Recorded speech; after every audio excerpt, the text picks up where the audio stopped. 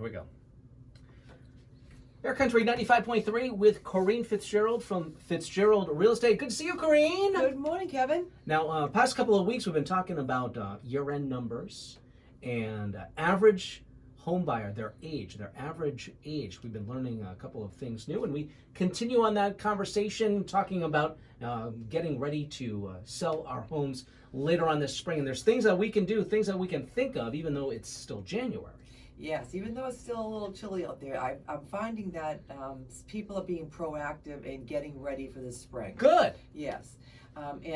We talked 2 weeks ago about the average home buyer being in their late 40s right now. Mm-hmm. Okay, and what that tells me is, and what it's showing me, what the market's showing me is that there's a lot of people that are looking to downsize. Okay, as they get into the situation where the kids are off, they don't have anybody at home, that big house that they needed with the kids, they no longer need, and they're looking to get maybe on one level, okay?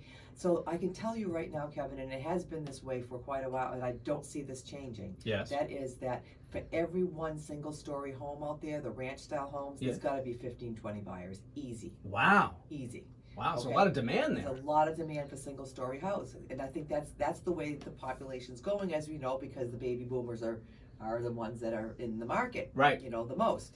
So I want to spend a little time in saying, how can you, if you're thinking about selling your home and looking to get into single-story living, what do you do? The chicken or the egg? You know, you have a house you have to sell, right? Okay, and you've got a house you want to buy, yes. And the house you want to buy is few and far between, and they're very limited. Okay, how can you get to that point? So I want to spend the next couple weeks breaking this down to helping you. If you're in that market, yes. How can you be ready to do that? All right, talk to me. Okay, so if you have a house to sell, number one, you have to know what that house is worth, okay? Because you need to be able to set the stage for figuring out, do you have to sell that house, okay, in order to buy, all right? Because if you're in competition with other buyers, okay, the seller on the ranch style house is going to pick the best qualified buyer, okay? And that's usually cash. Wow. Okay? They're usually looking for that cash buyer because there's no contingencies.